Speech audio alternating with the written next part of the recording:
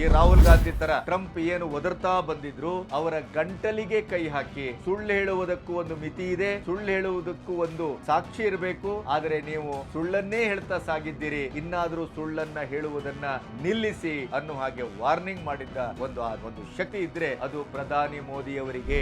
Trade and talk ಒಟ್ಟಿಗೆ ನಡೆಯುವುದಿಲ್ಲ, trade and terror ಒಟ್ಟಿಗೆ ನಡೆಯುವುದಿಲ್ಲ, ನೀರು ಮತ್ತು ರಕ್ತ ಒಟ್ಟಿಗೆ ಹರಿಯುವುದಿಲ್ಲ. ಪಾಕಿಸ್ತಾನದೊಟ್ಟಿಗೆ ಮಾತುಕತೆ ಕದನ ವಿರಾಮದಿಂದ ಹಿಡಿದು ಆದದ್ದು ದ್ವಿಪಕ್ಷೀಯ ಬಯಾಟ್ರಲ್ ಮಾತುಕತೆ. ಅದು ನಮ್ಮಿಬ್ಬರ ಮಧ್ಯೆಯೇ ಆದ ಮಾತುಕತೆ.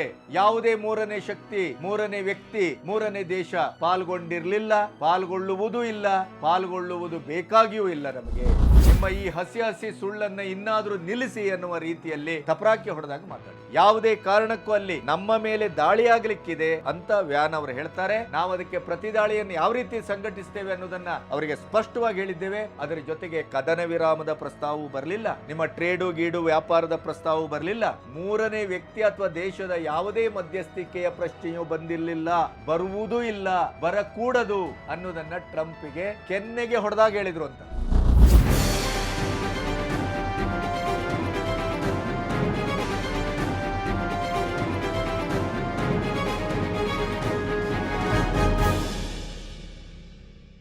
ನಮಸ್ತೆ, ಬಿ ಗಣಪತಿ ನ್ಯೂಸ್ ಚಾನಲ್ಗೆ ಸ್ವಾಗತ. ಪ್ರಾಯಶಃ ಇಡೀ ದೇಶಕ್ಕೆ ಮತ್ತು ಅಂತಾರಾಷ್ಟ್ರೀಯ ಮಟ್ಟದಲ್ಲಿ ಅತ್ಯಂತ ನಿಗೂಢವಾಗಿದ್ದಂಥ ಒಂದು ಪ್ರಶ್ನೆಗೆ ಇವತ್ತು ಭಾರತದ ಪ್ರಧಾನಿ ಸಮರ್ಥವಾಗಿ ಅಂತಾರಾಷ್ಟ್ರೀಯ ಮಟ್ಟದ ವೇದಿಕೆಯಿಂದಲೇ ಉತ್ತರ ಕೊಟ್ಟಿದ್ದಾರೆ ಅಂತ ನಾನು ಭಾವಿಸ್ತೇನೆ. G7 ಸಬ್ಮಿಟಿಗೆ ಕೆನಡಾಕ್ಕೆ ಹೋದಂಥ ಸಂದರ್ಭದಲ್ಲಿ ಮೋದಿ ಮತ್ತು ಟ್ರಂಪ್ ಒಂದು ಮೀಟಿಂಗ್ ಅನ್ನು ಮಾಡಬೇಕಾಗಿತ್ತು. ಆ ಮೀಟಿಂಗು ಬಹಳ ಮುಖ್ಯವಾದಂಥ ಒಂದು ಮೀಟಿಂಗ್ ಆಗಲಿಕ್ಕಿತ್ತು. ಆದರೆ ಇರಾನ್ ಮತ್ತು ಇಸ್ರೇಲಿನ ವಾರಿನ ಈ ಸಂದರ್ಭದಲ್ಲಿ ನಮ್ಮ ಶಾಲಾ ಮಕ್ಕಳು ಈ ಒಂದು ಬಂದರೆ ಅಥವಾ ಎರಡು ಬಂದರೆ ಹೇಗೆ ಕಟ್ಟಿಕೊಳ್ಳಿಕ್ಕಾಗದೇನೆ ಬಾತ್ರೂಮ್ಗೆ ಓಡೋಗ್ತಾರೋ ಅದೇ ರೀತಿ ಟ್ರಂಪ್ ಅವರು ಇಸ್ರೇಲ್ ಮತ್ತು ಇರಾನಿನ ಯುದ್ಧದ ಮಧ್ಯೆ ಏನೋ ಒಂದು ಮಹತ್ತರವಾದಂಥ ಘಟನೆಯನ್ನು ನನ್ನಿಂದ ಅದು ಪ್ರತ್ಯಕ್ಷವಾಗಿ ಇಡೀ ಜಗತ್ತಿಗೆ ಕಾಣಿಸ್ಕೊಳ್ಳಿಕ್ಕಿದೆ, ನಾನೇನೋ ಒಂದು ಮಹತ್ತರವಾದ್ದನ್ನು ಕಡಿದು ಕಟ್ಟಾಕಲಿಕ್ಕಿದೆ ಅಂತ G7 ಸಬ್ಮಿಟ್ನಿಂದಲೇ ಏಕಾಏಕಿ ಅಲ್ಲಿಂದ ಓಡಿದರು. ವಾಷಿಂಗ್ಟನ್ಗೆ ಹೋದರು. ಅಲ್ಲಿ ವೈಟ್ ಹೌಸಿನ ವಾರ್ ರೂಮಲ್ಲಿ ಕೂತು ಏನೇನನ್ನು ಮಾಡಬೇಕು ಅನ್ನುವಂಥ ಒಂದು ಯೋಜನೆಯನ್ನು ತಯಾರಿಸ್ತಾ ಕೂತ್ಕೊಳ್ಳಿಕ್ಕಿದೆ ಅಂತ ಹೇಳಿ ಓಡೋದದ್ದು ಇಡೀ ಜಗತ್ತಿಗೆ ಒಂದು ವ್ಯಂಗ್ಯವಾಗೂ ಕಂಡಿತು. ಅದರ ಪರಿಣಾಮ ಏನು ಅನ್ನೋದನ್ನು ಇವತ್ತವರು ಇರಾನಿನ ಕಮೇನಿಗೆ ಮತ್ತು ಇರಾನಿನ ಒಟ್ಟು ದೇಶಕ್ಕೆ ಅವರು ಭಾರತದ ಒಂದು ಕದನ ವಿರಾಮಕ್ಕೆ ನಾನೇ ಕಾರಣನಾಗಿದ್ದೇನೆ ಅನ್ನುವಂಥ ಹಸಿ ಸುಳ್ಳು ಹೇಳಿದಂಥ ಇದೇ ಟ್ರಂಪು ಭಾರತದ ವಿಷಯದಲ್ಲಿ ಅದನ್ನು ಇಲ್ಲಿಯವರೆಗೆ ಇವತ್ತಿನವರೆಗೆ 15ಕ್ಕೂ ಹೆಚ್ಚು ಬಾರಿ ಹೇಳುವ ಮೂಲಕ ನಾನೇ ಏನೋ ಒಂದು ಐತಿಹಾಸಿಕವಾದ ಸಾಧನೆ ಮಾಡಿದ್ದೆ ಎನ್ನುವ ಖುಷಿಯಲ್ಲಿದ್ದರು. ಆ ಖುಷಿಗೆ ಕೂಡ ಇವತ್ತು ತಣ್ಣೀರಲ್ಲ, ಮೋದಿಯವರು ಬಿಸಿ ನೀರನ್ನೇ ಎರಚಿದ್ದಾರೆ. ಇಸ್ರೇಲ್ ಮತ್ತು ಇರಾನಿನ ಯುದ್ಧದ ಮಧ್ಯೆ ಇವತ್ತು ಇಸ್ರೇಲಿನೊಟ್ಟಿಗೆ ನಿಂತುಕೊಂಡು ಆ ಯುದ್ಧವನ್ನು ಒಂದು ನಿರ್ಣಾಯಕ ಹಂತಕ್ಕೆ ಕೊಂಡೋಗ್ಲಿಕ್ಕೆ ಟ್ರಂಪ್ ಟ್ರೈ ಮಾಡ್ತಾ ಇದ್ದಾರೆ. ಅದರ ಜೊತೆಗೆ ಮೂರನೇ ಮಹಾಯುದ್ಧಕ್ಕೂ ಅದು ಕಾರಣ ಆಗುವ ಸಾಧ್ಯತೆಗಳಿದೆ. ಯಾಕೆಂದರೆ ಚೈನಾ ಇಸ್ರೇಲಿನಲ್ಲಿರುವ ತನ್ನ ಎಲ್ಲ ನಾಗರಿಕರನ್ನು ತಕ್ಷಣಕ್ಕೆ ದೇಶಕ್ಕೆ ಬರುವ ಹಾಗೆ ಕರೆ ಕೊಟ್ಟಿದೆ.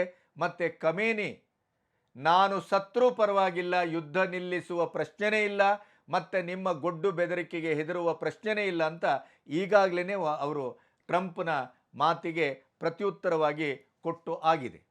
ಇಂಥ ಸಂದರ್ಭದಲ್ಲಿ G7 ಸಬ್ಮಿಟಿನ ಹೊತ್ತಿನಲ್ಲಿ ಆಗಬೇಕಾದಂಥ ಮೀಟಿಂಗು ಕ್ಯಾನ್ಸಲ್ ಆಯಿತು.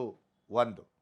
ಎರಡನೇದು, ನಿಮಗೆ ಗೊತ್ತಿದೆ, ಪೆಹಲ್ಗಾಮ್ ಘಟನೆಯ ನಂತರ ಇದು ಪಾಕಿಸ್ತಾನ ಮತ್ತು ಭಾರತದ ಮಧ್ಯೆ ಆಪರೇಷನ್ ಸಿಂಧೂರ ಅತ್ಯಂತ ಯಶಸ್ವಿಯಾದದ್ದು, ವಿಜೃಂಭಿತಗೊಂಡದ್ದು, ಮತ್ತು ಭಾರತದ ಒಟ್ಟು ಶಕ್ತಿ ಪ್ರದರ್ಶನ ವಿಶ್ವಮಟ್ಟದಲ್ಲಿ ದಾಖಲಾದಂಥ ಒಂದು ಘಟನೆ ಐತಿಹಾಸಿಕವಾದದ್ದು ಅನ್ನೋದು ನಾನು ಪ್ರತ್ಯೇಕವಾಗಿ ಹೇಳಬೇಕಾಗಿಲ್ಲ.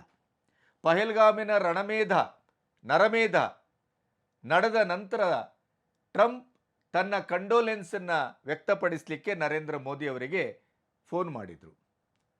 ಮತ್ತು ಇಡೀಯದಾಗಿ ನೀವು ಈ ಒಂದು ಹೇಯ ಕೃತ್ಯಕ್ಕೆ ಯಾವುದೇ ಪ್ರತಿಕ್ರಿಯಾತ್ಮಕವಾದಂಥ ಹೆಜ್ಜೆ ಇಟ್ಟರು ಅದಕ್ಕೆ ನಮ್ಮ ಬೆಂಬಲ ಇದೆ ಅನ್ನುವ ಮಾತನ್ನು ಅವತ್ತು ಆಡಿದರು. ಆ ಮಾತುಕತೆಯ ನಂತರ ಮೋದಿ ಮತ್ತು ಟ್ರಂಪ್ ಅವರ ಮಧ್ಯೆ ಯಾವುದೇ ಮಾತುಕತೆ ನಡೆದಿರಲಿಲ್ಲ. Point number 1.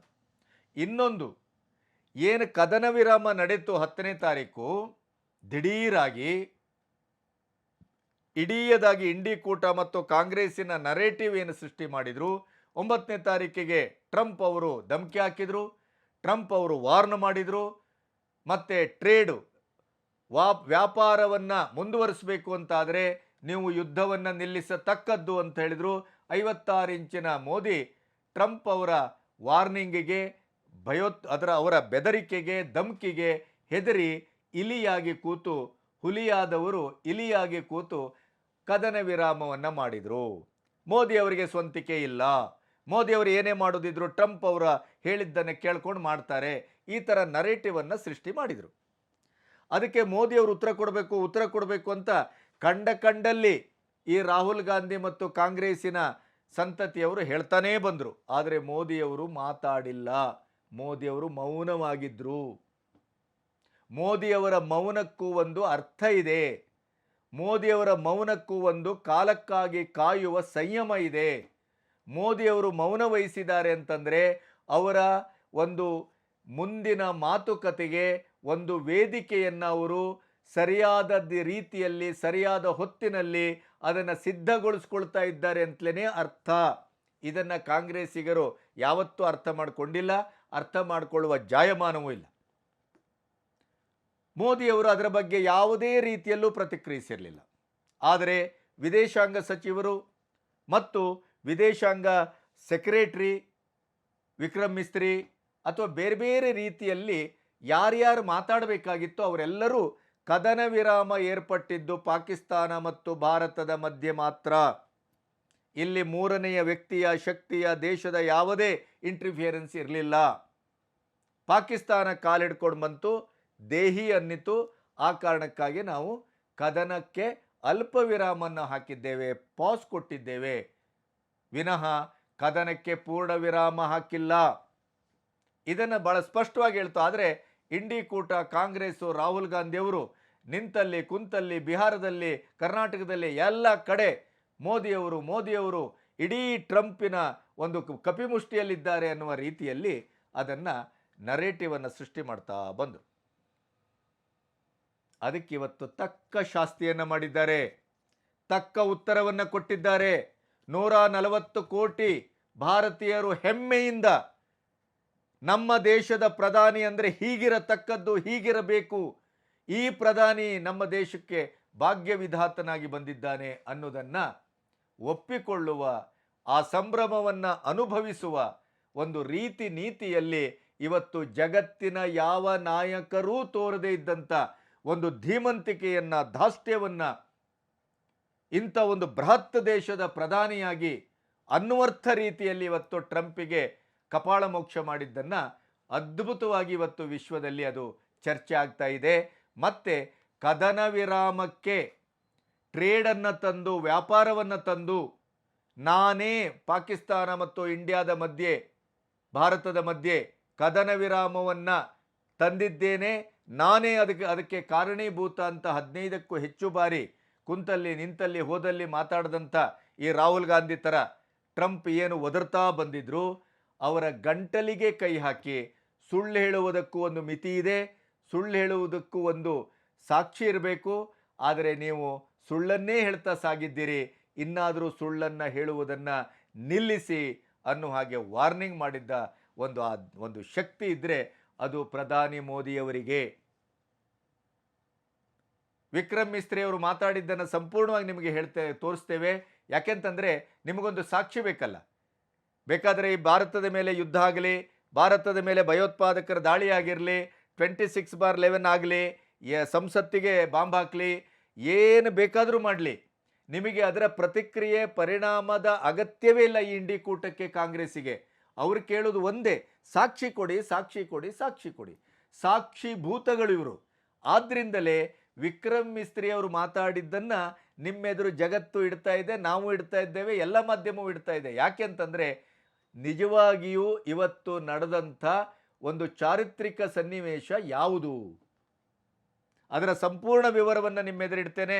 ಇಲ್ಲಿಯವರೆಗೆ ನಮ್ಮ ಚಾನಲನ್ನು ಸಬ್ಸ್ಕ್ರೈಬ್ ಮಾಡದೇ ಇದ್ದರೆ ತಕ್ಷಣ ಸಬ್ಸ್ಕ್ರೈಬ್ ಮಾಡಿ, ಬೇರೆಯವರನ್ನು ಸಬ್ಸ್ಕ್ರೈಬ್ ಮಾಡೋದಕ್ಕೆ ಒಂದು ಪ್ರೋತ್ಸಾಹವನ್ನು ಮಾಡಿ. ಅದರ ಜೊತೆಗೆ ಸ್ವತಂತ್ರ ಪತ್ರಿಕೋದ್ಯಮಕ್ಕೆ ಬೆಂಗಾವಲಾಗಿ ಆರ್ಥಿಕವಾಗಿಯೂ ಭಾವನಾತ್ಮಕವಾಗಿಯೂ ನೀವು ನಿಲ್ತೀರಿ ಅನ್ನುವ ಭರವಸೆಯಿಂದ ಮಾತನ್ನು ಮುಂದುವರಿಸ್ತೇನೆ. ಅಲ್ಲಿ ಮೀಟಿಂಗ್ ಏನು G7 ಸಬ್ಮಿಟ್ನಲ್ಲಿ ಮೀಟಿಂಗ್ ಕ್ಯಾನ್ಸಲ್ ಆಯಿತು. ಟ್ರಂಪ್ ಅಲ್ಲಿಂದ ಕಾಲ್ಕಿತ್ತರು, ಓಡಿದ್ರು. ಆ ನಂತರ ಟ್ರಂಪ್ ಅವರ ಒತ್ತಡದ ಮೇರೆಗೆ, ನೀವು ಅದನ್ನು ಮಿಸ್ತ್ರಿ ಅವರು ಅದನ್ನು ಸ್ಪಷ್ಟವಾಗಿ ಹೇಳ್ತಾರೆ, ಟ್ರಂಪ್ ಅವರ ಒತ್ತಡದ ಮೇರೆಗೆ ಫೋನ್ ಕಾಲನ್ನು ಎರಡು ವಿಶ್ವ ನಾಯಕರ ಮಧ್ಯೆ ನಿಗದಿಪಡಿಸಲಾಯಿತು.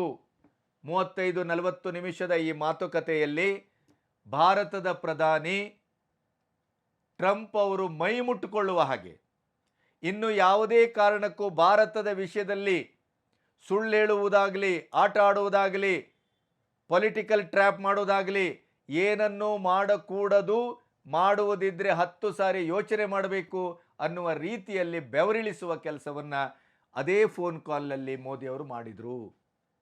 ಮೋದಿಯವರು ಉಭಯ ಕುಶಲೋಪರಿಯನ್ನು ಆರಂಭಿಸಿ ಪಹಲ್ಗಾಮಿನ ಘಟನೆಯ ನಂತರ ನಾವು ಹೇಗೆ ಭಯೋತ್ಪಾದಕರನ್ನು, ಭಯೋತ್ಪಾದಕ ನೆಲೆಗಳನ್ನು ನೇರವಾಗಿ ಗುರಿಯಾಗಿಸಿ, ನಾವು ಪಾಕಿಸ್ತಾನದ ಸಾರ್ವಜನಿಕರನ್ನು ಮುಟ್ಟಿಲ್ಲ, ಪಾಕಿಸ್ತಾನದ ಸೈನ್ಯಕ್ಕೆ ವಿರುದ್ಧವಾಗಿ ಹೋಗಿಲ್ಲ, ಪಾಕಿಸ್ತಾನದ ಸರ್ಕಾರದ ವಿರುದ್ಧ ನಾವು ಯುದ್ಧ ಸಾರಿಲ್ಲ, ಪಾಕಿಸ್ತಾನದ ಮೇಲೆ ಯುದ್ಧ ಸಾರಿಲ್ಲ. ನಾವು ಭಯೋತ್ಪಾದಕರ ಮೇಲೆ ಮತ್ತು ಭಯೋತ್ಪಾದಕ ನೆಲೆಗಳ ಮೇಲೆ ಮತ್ತು ಭಯೋತ್ಪಾದಕರನ್ನು ಪ್ರಾಯೋಜಿಸುವವರ ಮೇಲೆ ನಾವು ಯುದ್ಧವನ್ನು ಸಾರಿದೆವು. ಮೊದಲ ದಿನ ಟಾರ್ಗೆಟ್ ಓರಿಯೆಂಟೆಡ್ ಆಗಿ POKಯಲ್ಲಿರುವಂಥ ಭಯೋತ್ಪಾದಕರು, ಭಯೋತ್ಪಾದಕ ನೆಲೆಗಳನ್ನು ಪುಡಿಗಟ್ಟಿದೆವು, ಧ್ವಂಸ ಮಾಡಿದೆವು.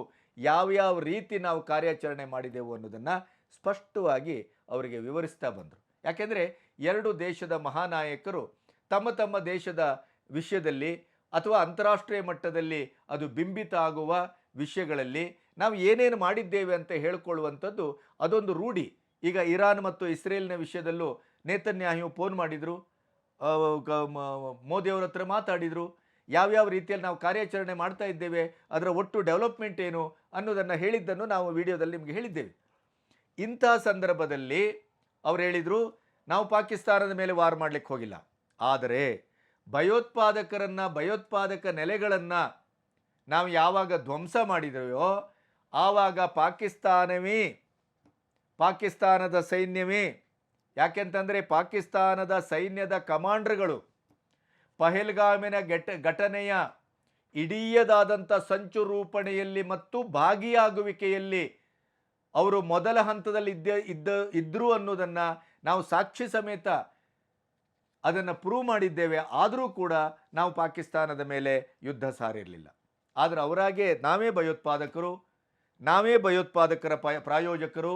ಯಾಕೆ ಈ ಮಾತನ್ನು ಹೇಳ್ತೇನೆ ಅಂತಂದರೆ, ಭಯೋತ್ಪಾದಕರನ್ನು ನಾವೇನು ನೂರಾರು ಜನರನ್ನು ಹೊಡೆದಾಕಿದ್ದೆವು, ಅವರ ಶವ ಸಂಸ್ಕಾರವನ್ನು ಸರ್ಕಾರಿ ಗೌರವ ಮತ್ತು ಪಾಕಿಸ್ತಾನದ ರಾಷ್ಟ್ರಧ್ವಜವನ್ನು ಹೊದಿಸಿ ಅಲ್ಲಿಯ ಸೈನ್ಯದ ಮುಖ್ಯಸ್ಥ ಆಸಿಮ್ ಮುನಿರ ನೇತೃತ್ವದಲ್ಲಿ ಮತ್ತೆ ಇವತ್ತು ಜಗತ್ತಿಗೆ ಬೇಕಾದಂಥ ನಂಬರ್ 1 ಭಯೋತ್ಪಾದಕರ ನೇತೃತ್ವದಲ್ಲಿ ಮಾಡಲಾಯಿತು. ಅದರ ಜೊತೆಗೆ ನಾವು ಮೊದಲ ದಿನ ಏನು ಭಯೋತ್ಪಾದಕ ನೆಲೆಗಳ ಮೇಲೆ, ಭಯೋತ್ಪಾದಕರ ಮೇಲೆ ಕಾರ್ಯಾಚರಣೆ ಮಾಡಿದೆವು, ಅದರ ದಿನ ರಾತ್ರಿ, ನೆಕ್ಸ್ಟ್ ಡೇ ರಾತ್ರಿನೇ ನಮ್ಮ ಮೇಲೆ ಪಾಕಿಸ್ತಾನದ ಸೈನ್ಯ ಎರಗಿತು. ಆವಾಗ ನಾವು ಯುದ್ಧ ಸಾರಿದೆವು. ಪಾಕಿಸ್ತಾನದ ಯುದ್ಧದ ನೆಲೆಗಳ ಮೇಲೆ, ಏರ್ ಬೇಸಿನ ಮೇಲೆ ಅವರ ಸಂಪೂರ್ಣವಾದಂಥ ಒಂದು ದಾಂಗುಡಿ ಇಡುವ ರೀತಿಯಲ್ಲಿ ನಾವು ಬ್ಲಾಸ್ಟ್ ಮಾಡಿದೆವು. ಈ ಎಲ್ಲ ವಿವರಗಳನ್ನು ಕೊಡ್ತಾ ಹೋದರು. ಅದರ ಜೊತೆಗೆ ಬಹಳ ನಿರ್ಣಾಯಕವಾಗಿ ಮೋದಿಯವರು ಹೇಳಿದರು, 9ನೇ ತಾರೀಕು ಅಮೆರಿಕದ ಉಪಾಧ್ಯಕ್ಷರಾದ ವ್ಯಾನ್ ಅವರ ಫೋನ್ ಬರುತ್ತೆ ನನಗೆ. ಅವರು ಹೇಳ್ತಾರೆ, ಪಾಕಿಸ್ತಾನ ನಿಮ್ಮ ಮೇಲೆ, ಭಾರತದ ಮೇಲೆ ಭಯಂಕರವಾದಂಥ ದಾಳಿಯನ್ನ ಮಾಡಲಿಕ್ಕಿದೆ, ಅದರ ಯೋಜನೆಯನ್ನ ರೂಪಿಸ್ತಾ ಇದೆ. ಆವಾಗ ನಾನು ಅವ್ರಿಗೆ ಹೇಳಿದೆ, ಪಾಕಿಸ್ತಾನ ಏನಾದರೂ ನಮ್ಮ ಮೇಲೆ, ಭಾರತದ ಮೇಲೆ ಆ ರೀತಿಯ ದಾಳಿ ಮಾಡುವ ಯೋಜನೆಯನ್ನ ಕಾರ್ಯರೂಪಕ್ಕೆ ತಂತು ಅಂತಾದರೆ ನಾವು ಈ ಪ್ರತಿ ದಾಳಿಯನ್ನು ಯಾವ ರೀತಿಯಲ್ಲಿ ಮಾಡ್ತೇವೆ ಅಂತಂದರೆ, ಭೂಪಟದಲ್ಲಿ ಪಾಕಿಸ್ತಾನವೇ ಕೂಡುದು, ಇರಬಾರದು. ಇಡೀ ಪ್ರಪಂಚ ಊಹೆಯನ್ನು ಮಾಡಲಿಕ್ಕೆ ಸಾಧ್ಯ ಇಲ್ಲ, ಅಂಥ ಭೀಕರವಾದಂಥ ಪ್ರತಿದಾಳಿಯನ್ನು ನಾವು ಮಾಡ್ತೇವೆ ಅಂತ ನಾನು ಹೇಳಿದ್ದೆ. ಅದು ಬಿಟ್ಟರೆ ಕದನ ವಿರಾಮವೂ ಬರಲಿಲ್ಲ, ಟ್ರೇಡೂ ಬರಲಿಲ್ಲ, ಯಾವ ಪ್ರಸ್ತಾವವೂ ಬರಲಿಲ್ಲ. ಅದರ ನಂತರ ನಾವು ದಾಳಿಯನ್ನು ಮುಂದುವರಿಸಿದೆವು. ಆವಾಗ ಅವರು ಸೋತು ಸುಣ್ಣವಾಗಿ ಭಿಕ್ಷಾಪಾತ್ರೆ ಹಿಡ್ಕೊಂಡು ತಿರುಗಾಡುವಂಥ ಇದೇ ಪಾಕಿಸ್ತಾನ ನಮ್ಮ ಕಾಲು ಹಿಡಿಲಿಕ್ಕೆ ಬಂತು. ಕದನ ವಿರಾಮ ಮಾಡೋಣ, ನಮ್ಮಿಂದ ಸಾಧ್ಯವಿಲ್ಲ. ಆವಾಗ ನಾವು ಕದನ ವಿರಾಮವನ್ನು ಅಲ್ಪ ವಿರಾಮಕ್ಕೆ ತಂದು ನಿಲ್ಲಿಸಿದ್ದೇವೆ ಹೊರತು ಪೂರ್ಣ ವಿರಾಮ ಅಲ್ಲ. ಟ್ರೇಡ್ ಆ್ಯಂಡ್ ಟಾಕ್ ಒಟ್ಟಿಗೆ ನಡೆಯುವುದಿಲ್ಲ, ಟ್ರೇಡ್ ಆ್ಯಂಡ್ ಟೆರರ್ ಒಟ್ಟಿಗೆ ನಡೆಯುವುದಿಲ್ಲ, ನೀರು ಮತ್ತು ರಕ್ತ ಒಟ್ಟಿಗೆ ಹರಿಯುವುದಿಲ್ಲ. ಪಾಕಿಸ್ತಾನದೊಟ್ಟಿಗೆ ಮಾತುಕತೆ ಕದನ ವಿರಾಮದಿಂದ ಹಿಡಿದು ಆದದ್ದು ದ್ವಿಪಕ್ಷೀಯ ಬಯಾಟ್ರಲ್ ಮಾತುಕತೆ. ಅದು ನಮ್ಮಿಬ್ಬರ ಮಧ್ಯೆಯೇ ಆದ ಮಾತುಕತೆ. ಯಾವುದೇ ಮೂರನೇ ಶಕ್ತಿ, ಮೂರನೇ ವ್ಯಕ್ತಿ, ಮೂರನೇ ದೇಶ ಪಾಲ್ಗೊಂಡಿರಲಿಲ್ಲ, ಪಾಲ್ಗೊಳ್ಳುವುದೂ ಇಲ್ಲ, ಪಾಲ್ಗೊಳ್ಳುವುದು ಬೇಕಾಗಿಯೂ ಇಲ್ಲ. ನಮಗೆ ನಿಮ್ಮ ಈ ಹಸಿ ಹಸಿ ಸುಳ್ಳನ್ನು ಇನ್ನಾದರೂ ನಿಲ್ಲಿಸಿ ಎನ್ನುವ ರೀತಿಯಲ್ಲಿ ತಪರಾಕಿ ಹೊಡೆದಾಗ ಮಾತಾಡಿದರು. ಯಾವುದೇ ಕಾರಣಕ್ಕೂ ಅಲ್ಲಿ ನಮ್ಮ ಮೇಲೆ ದಾಳಿಯಾಗಲಿಕ್ಕಿದೆ ಅಂತ ವ್ಯಾನ್ ಅವರು ಹೇಳ್ತಾರೆ. ನಾವು ಅದಕ್ಕೆ ಪ್ರತಿದಾಳಿಯನ್ನು ಯಾವ ರೀತಿ ಸಂಘಟಿಸ್ತೇವೆ ಅನ್ನೋದನ್ನು ಅವರಿಗೆ ಸ್ಪಷ್ಟವಾಗಿ ಹೇಳಿದ್ದೇವೆ. ಅದರ ಜೊತೆಗೆ ಕದನ ವಿರಾಮದ ಪ್ರಸ್ತಾವವೂ ಬರಲಿಲ್ಲ, ನಿಮ್ಮ ಟ್ರೇಡು ಗೀಡು ವ್ಯಾಪಾರದ ಪ್ರಸ್ತಾವವೂ ಬರಲಿಲ್ಲ, ಮೂರನೇ ವ್ಯಕ್ತಿ ಅಥವಾ ದೇಶದ ಯಾವುದೇ ಮಧ್ಯಸ್ಥಿಕೆಯ ಪ್ರಶ್ನೆಯೂ ಬಂದಿರಲಿಲ್ಲ, ಬರುವುದೂ ಇಲ್ಲ, ಬರಕೂಡದು ಅನ್ನೋದನ್ನು ಟ್ರಂಪಿಗೆ ಕೆನ್ನೆಗೆ ಹೊಡೆದಾಗ ಹೇಳಿದರು ಅಂತ. ಇಡೀ ಪ್ರಪಂಚದಲ್ಲಿ ಟ್ರಂಪಿನ ಈ ಹುಡುಗಾಟವನ್ನು, ಸುಳ್ಳನ್ನು, ಈ ಒಂದು ಯಾವ್ಯಾವುದೋ ರೀತಿಯಲ್ಲಿ ಯಾವ್ಯಾವುದೋ ವಿಷಯಕ್ಕೆ ಕೈ ಹಾಕಿ ಮಾತಾಡುವ ಈ ಹುಚ್ಚುತನವನ್ನು, ಬೇಜವಾಬ್ದಾರಿತನವನ್ನು ಯಾರೂ ಪ್ರಶ್ನಿಸಿರಲಿಲ್ಲ, ಪ್ರಾಯಶಃ ಯಾರೂ ಪ್ರಶ್ನಿಸುವುದೂ ಇಲ್ಲ. ಅದು ಏಕೈಕ ಮುಖಾಮುಖಿಯಾಗಿ ಬಹುಶಃ ನೇರವಾದಂಥ ಮೀಟಿಂಗು G7 ಸಬ್ಮಿಟ್ನಲ್ಲಿ ಕೆನಡಾದಲ್ಲಿ ಏರ್ಪಟ್ಟಿದ್ದು ಮುಂದುವರೆದಿದ್ದೇ ಆಗಿದ್ದರೆ ಟ್ರಂಪಿನ ಕಾಲರ್ ಹಿಡಿದು ಹೇಳುವಾಗೆ ಅವ್ರು ಹೇಳ್ತಾ ಇದ್ರು. ಹೇಗೆ ಪುಟಿನ್ ಅವರ ಎದುರು ಕೂತು ಇದು ಯುದ್ಧ ಮಾಡುವ ಕಾಲ ಅಲ್ಲ, ಅಭಿವೃದ್ಧಿಯತ್ತ ಸಾಗುವ ಕಾಲ, ಯುದ್ಧವನ್ನು ನಿಲ್ಲಿಸಿ ಅಂತ ಅವರು ಹೇಗೆ ಸ್ಪಷ್ಟವಾಗಿ ಅವರು ಎದುರು ಕೂತ್ಕೊಂಡೇ ಮಾತಾಡಿದ್ರು, ಅದೇ ರೀತಿಯಲ್ಲಿ ಇವತ್ತು ಫೋನ್ನಲ್ಲಿ ತಪರಾಕಿ ಹೊಡೆದ್ರು, ಕಪಾಳ ಮೋಕ್ಷ ಮಾಡಿದರು. ಇಡೀ ಜಗತ್ತಿಗೆ ಭಾರತ ಬದಲಾಗಿದೆ, ಹೇಗೆ ಯಾವ ರೀತಿ ಶಕ್ತಿಯುತವಾದ ಭಾರತ ಆಗಿದೆ, ಒಂದು ಧೀಮಂತ ಭಾರತದ ಪ್ರಧಾನಿ ನಾನು ಹೇಗೆ ಆಗಿದ್ದೇನೆ, ಮತ್ತು ಆ ಸ್ಥಾನದಿಂದ 140 ಕೋಟಿ ಭಾರತೀಯರ ಪರವಾಗಿ ನಾನು ಯಾವ ರೀತಿಯ ಮಾತಾಡಬಲ್ಲೆ, ನಮ್ಮ ಮಾತು ಎಷ್ಟು ಕಟುವಾಗಿರುತ್ತೆ, ನೇರವಾಗಿರುತ್ತೆ ಅನ್ನೋದನ್ನು ಬೆಂಕಿಯ ಹಾಗೆ ಇವತ್ತು ತೋರಿಸ್ಕೊಟ್ರು ಪ್ರಧಾನಿಯವರು. ಪ್ರಾಯಶಃ ಇವತ್ತು ಭಾರತದ ಪಾಲಿಗೆ ಇದು ಸುದಿನ.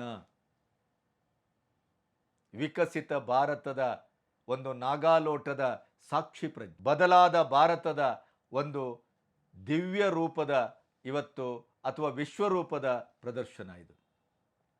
ಮುಂದೆ ಇದನ್ನು ಹಠವಾಗಿಯೋ ಅಥವಾ ದ್ವೇಷವಾಗಿಯೋ ಹಗೆ ಸಾಧಿಸುವಿಕೆಗೋ ಟ್ರಂಪ್ ಬಳಸ್ಕೋಬೋದು, ಅದು ಪ್ರಶ್ನೆ ಬೇರೆ. ಅದರ ಬಗ್ಗೆ ವಿ ಡೋಂಟ್ ಕೇರ್ ಅನ್ನುವ ರೀತಿಯಲ್ಲಿ ಭಾರತದ ಪ್ರಧಾನಿ ಇವತ್ತು ಮಾತಾಡಿದ್ದಾರೆ. ಅದರ ನಂತರ ಒಂದು ಬಹಳ ದೊಡ್ಡ ನಾಟಕೀಯವಾದಂಥ ಒಂದು ಬೆಳವಣಿಗೆ ನಡೆಯಿತು.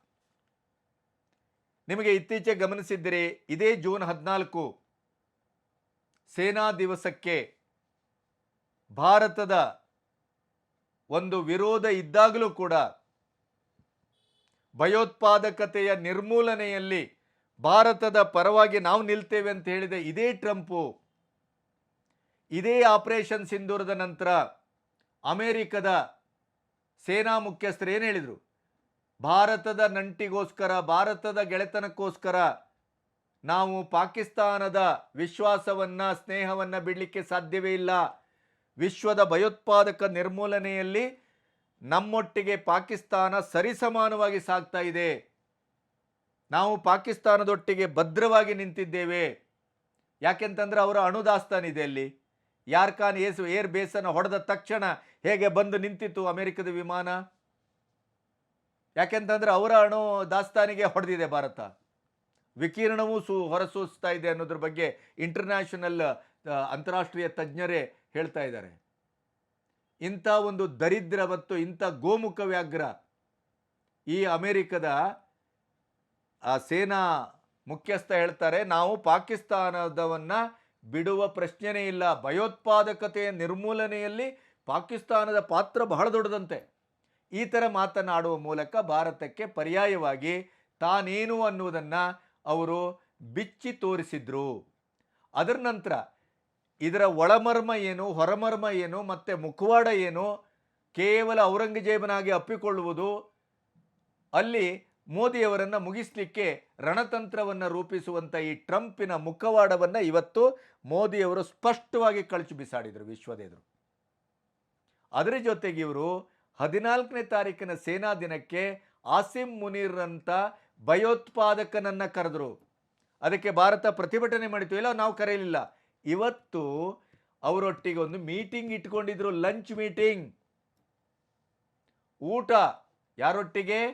ವಿಶ್ವದ ಭಯೋತ್ಪಾದಕತೆಯನ್ನ ಸಾಕುವವರೊಟ್ಟಿಗೆ, ವಿಶ್ವಕ್ಕೆ ಭಯೋತ್ಪಾದಕರನ್ನ ರಫ್ತು ಮಾಡುವವರ ಜೊತೆಗೆ, ಇಡೀ ಭಯೋತ್ಪಾದಕರನ್ನ ರೆಡಿ ಮಾಡಿ ವಿಶ್ವಾದ್ಯಂತ ಹಂಚುವವರ ಜೊತೆಗೆ ಇವತ್ತು ಟ್ರಂಪ್ ಅವರ ಲಂಚ್ ಮೀಟಿಂಗ್. ಅದಕ್ಕೆ ಮೋದಿಯವರನ್ನು ಕರೆಯುವ, ಮೋದಿಯವರನ್ನು ಟ್ರ್ಯಾಪ್ ಮಾಡುವಂಥ ಒಂದು ಭಾಳ ದೊಡ್ಡ ಪೊಲಿಟಿಕಲ್ ಸ್ಟ್ರಾಟಜಿಯನ್ನು ಮಾಡಿದರು. ಮೋದಿಯವರೇ, ನೀವು ಹೇಗೂ ಭಾಳ ಅಮೆರಿಕದಕ್ಕೆ ಹತ್ತಿರದಲ್ಲೇ ಇದ್ದೀರಿ, ಇವತ್ತು ಮಧ್ಯಾಹ್ನ ಊಟಕ್ಕೆ ಬಂದ್ಬಿಡಿ, ಆಮೇಲೆ ನೀವು ಅಲ್ಲಿಂದ ಹೊರಟು ಬಿಡ್ಬೋದು ಅಂತ ಹೇಳಿದರು. ಅದಕ್ಕೆ ಮೋದಿಯವರು ಬಹಳ ಸ್ಪಷ್ಟವಾಗಿ ಕ್ರೊವೇಷಿಯಾಕ್ಕೆ ಹೋಗಲಿಕ್ಕಿದೆ, ನಿಗದಿತ ಕಾರ್ಯಕ್ರಮ ಇದೆ, ನಾನು ಬರುವ ಪ್ರಶ್ನೆಯೇ ಇಲ್ಲ, ನೀವು ಭಾರತದಲ್ಲಿ ನಡೆಯುವ ಕ್ವಾಡ್ ಮೀಟಿಂಗಿಗೆ ಬನ್ನಿ ಅಂತ ಆಹ್ವಾನವನ್ನು ಕೊಟ್ಟರು. ಅವರು ಆ ಆಹ್ವಾನವನ್ನು ಒಪ್ಪಿದ್ದಾರೆ. ಅಂದರೆ ಮೋದಿಯವರು ಯಾವುದೇ ರೀತಿಯಲ್ಲೂ ಸೊಪ್ಪು ಹಾಕದೇನೆ, ಇವನು ದೊಡ್ಡ ದೇಶಕ್ಕೆ ಅಲ್ಲ ಇಡೀ ಪ್ರಪಂಚಕ್ಕೆ ಹಿರಿಯಣ್ಣ, ಎಲ್ಲರನ್ನೂ ನಾನು ನಿಗ್ರಹಿಸ್ತೇನೆ ಅನ್ನುವಂಥ ಅಹಂಕಾರಿ ಹುಂಬ, ಅವನಿಗೆ ನಾನೇನಾದರೂ ಎದುರು ಮಾತಾಡ್ಬಿಟ್ರೆ ನಾಳೆ ನಮಗೇನಾದ್ರು ತೊಂದರೆ ಆದರೆ ಅವೆಲ್ಲ ಯಾವ ಕೇರ್ ಮಾಡುವ ಸ್ಥಿತಿಯಲ್ಲಿ ಭಾರತ ಇಲ್ಲ. ಭಾರತ ಇವತ್ತು ವಿಶ್ವಗುರು. ಭಾರತದ ಮಾತನ್ನೇ ಇವತ್ತು ಪ್ರತಿಯೊಬ್ಬರು ಕೇಳಬೇಕು. G7 ಕೆನಡಾಕ್ಕೆ ಹೋಗಿ ಕೆನಡಾದಲ್ಲೇ ನಿಂತು ಖಲಿಸ್ತಾನಿಯ ಇಡೀ ಚಟುವಟಿಕೆಯ ಮೂಲಕ ಭಾರತಕ್ಕೆ ಪಂಥಾಹ್ವಾನ ಕೊಡ್ತಾ ಇರುವಂಥ ಆ ಇಡೀ ಸಮೂಹಕ್ಕೆ ಇವತ್ತು ಬೆಂಕಿ ಹಾಕಿ ಬಂದಿದ್ದಾರೆ ಮೋದಿಯವರು. ಕೆನಡಾದ ಸಂಬಂಧವನ್ನು ಮತ್ತೆ ಪುನರ್ಸ್ಥಾಪನೆ ಮಾಡಿದ್ದಾರೆ. ಕೆನಡಾದ ಇಡೀ ಪ್ರಧಾನಿಯ ಅಥವಾ ಅವರ ಒಂದು ಸಂಪುಟದ ಸದಸ್ಯರು ಹೇಳುವ ಪ್ರಕಾರ ಇದು ಭಾರತ ಮತ್ತು ಕೆನಡಾದ ಸಂಬಂಧದ ಮರುಸ್ಥಾಪನೆಯ ಅಲಾರಾಮ್ ಮೋದಿಯವರ ಭೇಟಿ ಅಂತ ವ್ಯಾಖ್ಯಾನಿಸಿದೆ. ಇಡೀ ವಿಶ್ವದ ನಾಯಕರು ಮೋದಿಯವರನ್ನು ಯಾವ ರೀತಿಯಲ್ಲಿ ಕೊಂಡಾಡಿದರು ಮತ್ತು ಯಾವ ರೀತಿ ಗೌರವಿಸಿದರು ಅನ್ನೋದೇ ಭಾರತದ ಶ್ರೇಷ್ಠತೆಯ ಸಂಕೇತ, ಭಾರತದ ಪ್ರಭುತ್ವದ ಸಂಕೇತ, ಭಾರತದ ಬಲಿಷ್ಠತೆಯ ಸಂಕೇತ. ಅದನ್ನು ಒಟ್ಟಾಗಿಸಿ ಇವತ್ತು ಅದೇ ನೆಲದಲ್ಲಿ ಕೂತು ಟ್ರಂಪ್ ಅವರಿಗೆ ಕಪಾಳ ಮೋಕ್ಷ ಮಾಡಿದ್ದು ಇಡೀ ವಿಶ್ವಕ್ಕೆ ಇವತ್ತು ಬಹಳ ದೊಡ್ಡ ಅಚ್ಚರಿ, ನಿಬ್ಬೆರಗು ಮತ್ತು ಅದೊಂದು ಇತಿಹಾಸ. ವಿಕ್ರಮ್ ಮಿಸ್ತ್ರಿ ಇವತ್ತು ಏನು ನಡೆಯಿತು ಅನ್ನೋದನ್ನು ಅವರು ಸ್ಪಷ್ಟವಾಗಿ ಹೇಳ್ತಾರೆ. ಕೇಳಿ, ನೀವು ಆ ಕೇಳಿದ ಮಾತಿನ ಮೇರೆಗೆ ಇವತ್ತು ನಡೆದ ಘಟನೆಯ ಸತ್ಯಾಸತ್ಯತೆಯನ್ನು ಭಾಳ ಸ್ಪಷ್ಟವಾಗಿ ಅರ್ಥ ಮಾಡ್ಕೋಬೋದು. ಸಾಕ್ಷಿ ಕೇಳುವ ಸಾಕ್ಷಿಭೂತಗಳಿಗೂ ಕೂಡ ಆ ವಿಡಿಯೋ ಅವರ ಮಾತು ಬಹಳ ಅಗತ್ಯ ಇದೆ. ಕೇಳಿ. प्रधानमंत्री मोदी और राष्ट्रपति ट्रंप की मुलाकात G7 समिट की साइडलाइंस पर होनी तय थी. राष्ट्रपति ट्रंप को जल्दी वापस अमेरिका लौटना पड़ा, जिसके कारण ये मुलाकात नहीं हो पाई. इसके बाद राष्ट्रपति ट्रंप के आग्रह पर आज दोनों लीडर्स की फ़ोन पर बात हुई. बातचीत लगभग 35 मिनट चली. 22 अप्रैल को पहलगाम आतंकी हमले के बाद राष्ट्रपति ट्रंप ने फोन पर प्रधानमंत्री मोदी को शोक संवेदना प्रकट की थी और आतंक के खिलाफ समर्थन व्यक्त किया था। उसके बाद दोनों लीडर्स की ये पहली बातचीत थी। इसलिए प्रधानमंत्री मोदी ने राष्ट्रपति ट्रंप से ऑपरेशन सिंदूर के बारे में विस्तार से बात की। प्रधानमंत्री मोदी ने राष्ट्रपति ट्रंप को स्पष्ट रूप से कहा कि 22 अप्रैल के बाद भारत ने आतंकवाद के खिलाफ कार्रवाई करने का अपना दृढ़ संकल्प पूरी दुनिया को बता दिया था।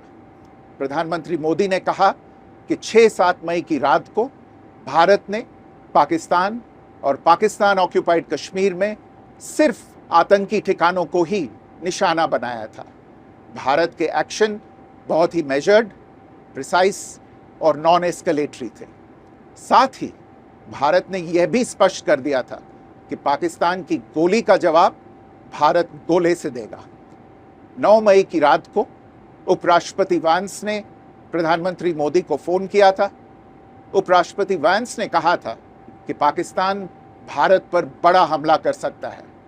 प्रधानमंत्री मोदी ने उन्हें साफ शब्दों में बताया था कि यदि ऐसा होता है तो भारत पाकिस्तान को उससे भी बड़ा जवाब देगा। 9-10 मई की रात को पाकिस्तान के हमले का भारत ने बहुत सशक्त जवाब दिया और पाकिस्तान की सेना को बहुत नुकसान पहुंचाया। उसके मिलिट्री एयर बेसिस को इनऑपरेबल बना दिया। भारत के मुंहतोड़ जवाब के कारण पाकिस्तान को भारत से सैन्य कार्रवाई रोकने का आग्रह करना पड़ा। प्रधानमंत्री मोदी ने राष्ट्रपति ट्रंप को स्पष्ट रूप से कहा कि इस पूरे घटनाक्रम के दौरान कभी भी किसी भी स्तर पर भारत अमेरिका ट्रेड डील या अमेरिका द्वारा भारत और पाकिस्तान के बीच मध्यस्थता जैसे विषयों पर बात नहीं हुई थी। सैन्य कार्रवाई रोकने की बात सीधे भारत और पाकिस्तान के बीच दोनों सेनाओं की एग्जिस्टिंग चैनल्स के माध्यम से हुई थी और पाकिस्तान के ही आग्रह पर हुई थी। प्रधानमंत्री मोदी ने जोर देकर कहा कि भारत ने न तो कभी मध्यस्थता स्वीकार की थी, न करता है और न ही कभी करेगा। इस विषय पर भारत में पूर्ण रूप से राजनीतिक एकमत है। राष्ट्रपति ट्रंप ने प्रधानमंत्री द्वारा विस्तार में बताई गई बातों को समझा और आतंकवाद के खिलाफ भारत की लड़ाई के प्रति समर्थन व्यक्त किया। प्रधानमंत्री मोदी ने यह भी कहा कि भारत अब आतंकवाद को प्रॉक्सी वॉर नहीं, युद्ध के रूप में ही देखता है और भारत का ऑपरेशन सिंदूर अभी भी जारी है। राष्ट्रपति ट्रंप ने प्रधानमंत्री मोदी से पूछा कि क्या वे कनाडा से वापसी में अमेरिका रुक कर जा सकते हैं। पूर्व निर्धारित कार्यक्रमों के कारण प्रधानमंत्री मोदी ने अपनी असमर्थता व्यक्त की। दोनों लीडर्स ने तब तय किया कि वे निकट भविष्य में मिलने का प्रयास करेंगे। राष्ट्रपति ट्रंप और प्रधानमंत्री मोदी ने इजराइल ईरान के बीच चल रहे संघर्ष पर भी चर्चा की। रूस यूक्रेन कॉन्फ्लिक्ट पर दोनों ने सहमति जताई कि जल्द से जल्द शांति के लिए दोनों पक्षों में सीधी बातचीत आवश्यक है और इसके लिए प्रयास करते रहना चाहिए। इंडो पैसिफिक क्षेत्र के संबंध में दोनों नेताओं ने अपने परिप्रेक्ष्य साझा किए और इस क्षेत्र में क्वाड की अहम भूमिका के प्रति समर्थन जताया। क्वाड की अगली बैठक के लिए प्रधानमंत्री मोदी ने राष्ट्रपति ट्रंप को भारत यात्रा का निमंत्रण दिया। राष्ट्रपति ट्रंप ने निमंत्रण स्वीकार करते हुए कहा कि वे भारत आने के लिए उत्सुक हैं। ಕೇಳಿದ್ರಲ್ಲ, ಟ್ರಂಪ್ ಅವರ ಮೂಲಕವೇ ಮಾತುಕತೆ ಆರಂಭ ಅಥವಾ ಮಾತುಕತೆಗೆ ನಿಗದಿತೆಗೊಂಡದ್ದು. ಟ್ರಂಪ್ ಅವರಿಗೆ ಮೋದಿ ಅವರು ಯಾವ ರೀತಿ ಸ್ಪಷ್ಟ ಮಾತುಗಳಲ್ಲಿ ಉತ್ತರ ಕೊಟ್ಟರು. ಕದನ ವಿರಾಮಕ್ಕೂ ಟ್ರಂಪ್ಗೂ ಅಮೆರಿಕಕ್ಕೂ ಯಾವುದೇ ಸಂಬಂಧ ಇರಲಿಲ್ಲ, ಇರುವುದೂ ಇಲ್ಲ, ಇರಬೇಕಾಗಿಲ್ಲ ಅನ್ನೋದನ್ನು ಮುಖಕ್ಕೆ ಹೊಡೆದಾಗ ಹೇಗೆ ಹೇಳಿದರು. ಟ್ರಂಪ್ ಅವರ ಗಂಟಲು ಹಿಡಿದು ಇನ್ನಾದರೂ ಸತ್ಯವನ್ನು ಮಾತಾಡಿ, ಹುಡುಗಾಟಿಕೆ ಮಾಡಬೇಡಿ, ನಮ್ಮ ವಿಷಯದಲ್ಲಿ ನಮ್ಮನ್ನು ಮುಟ್ಲಿಕ್ಕೆ ಬರಬೇಡಿ, ಜಾಗ್ರತೆ ಅನ್ನುವ ಮಾತನ್ನು ಮೋದಿಯವರು ಭಾಳ ಸ್ಪಷ್ಟವಾಗಿ ಹೇಳಿದ್ದನ್ನು ಮಿಸ್ತ್ರಿಯವರ ಮಾತು ದಾಖಲಿಸಿದೆ. ಇಡೀ ವಿಶ್ವ ಇವತ್ತು ಅದನ್ನು ಗಮನಿಸಿದೆ. ಮತ್ತು ಮೋದಿಯವರ ಬಗ್ಗೆ, ಪಾಕಿಸ್ತಾನ ಭಾರತದ ಬಗ್ಗೆ ಸುಳ್ಳುಗಳನ್ನು ಹೇಳ್ತಾ ಈ ಹುಚ್ಚರ ಥರ ತಿರುಗಾಡ್ತಾ ಇರುವಂಥ ಟ್ರಂಪಿನ ಆ ಹುಚ್ಚುತನಕ್ಕೆ, ಸುಳ್ಳಿಗೆ ಇವತ್ತು ಒಂದು ಪರಿಸಮಾಪ್ತಿಯನ್ನು, ಪೂರ್ಣ ವಿರಾಮವನ್ನು ವಿಶ್ವದ ವೇದಿಕೆಯಲ್ಲೇ ಧೀಮಂತವಾಗಿ, ಗಟ್ಟಿಯಾಗಿ, ನೇರವಾಗಿ, ಸ್ಪಷ್ಟವಾಗಿ, ಅಷ್ಟೇ ನಿಷ್ಠುರವಾಗಿ ಮುಖಕ್ಕೆ ಮುಖ ಕೊಟ್ಟು, ಎದೆಗೆ ಎದೆ ಕೊಟ್ಟು ಮಾತಾಡುವ ಮಾತಿನ ಮೂಲಕ ಇರಬೇಕಾದ ಜಾಗದಲ್ಲಿ ಇರಿ, ಭಾರತದ ವಿಷಯದಲ್ಲಿ ಮುಟ್ಲಿಕ್ಕೆ ತಟ್ಟಲಿಕ್ಕೆ ಬರಬೇಡಿ, ಜಾಗ್ರತೆ ಅನ್ನೋದನ್ನು ಮೋದಿಯವರು ಹೇಳಿದ್ದಿದೆಯಲ್ಲ, ಅದು ಭಾರತದ ಬಹಳ ದೊಡ್ಡ ಯಶಸ್ಸಿನ ಒಂದು ಹೆಬ್ಬಾಗಿಲು ಮತ್ತು ಬದಲಾದ ಭಾರತದ ಬಹಳ ದೊಡ್ಡ ವಿಶ್ವರೂಪದ ಪ್ರದರ್ಶನ ಅಂತ ನಾನು ಭಾವಿಸ್ತೇನೆ. ನಮಸ್ತೆ.